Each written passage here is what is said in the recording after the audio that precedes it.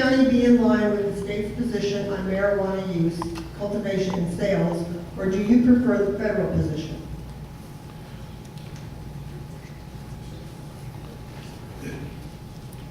We, the voters, in our wisdom, adopted a measure that makes recreational marijuana legal in our state.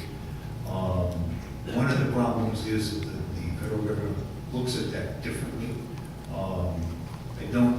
I don't believe that the county should ignore the state law. I think it does have to take into consideration some of the impacts of the difference in state and federal law.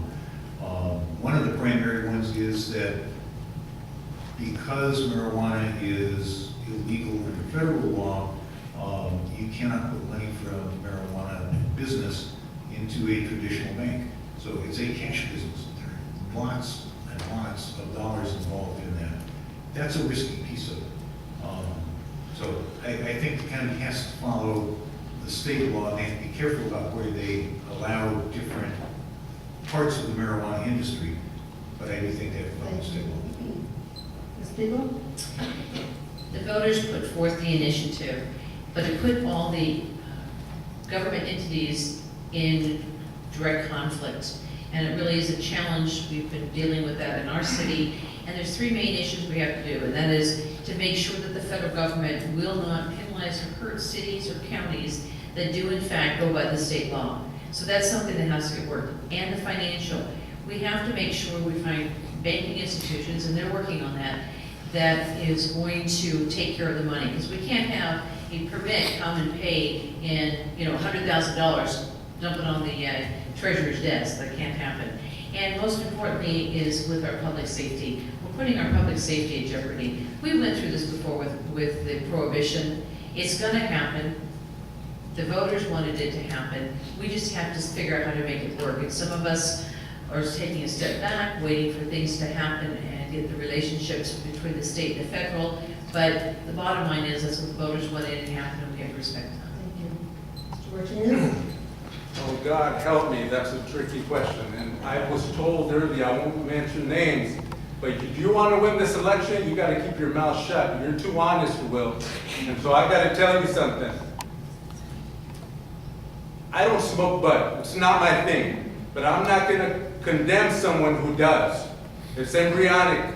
The voters voted for it. Okay? I'm a conservative. But I got to work with everybody. It's embryonic. If some people say you're too honest, you're not going to win, Will. Just keep your mouth shut. Dance around the issue. I got to tell you guys that I got a 26-year-old son. I got to think about him. I got to think about my grandchild. And we got to harness it. It's like prohibition.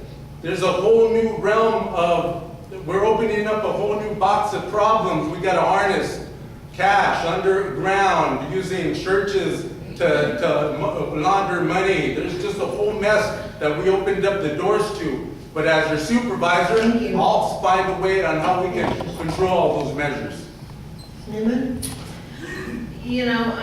Marijuana's been around forever. We've just been ignoring it. And I think it's time, and I think the voters were right, we need to have it legalized and to start regulating it.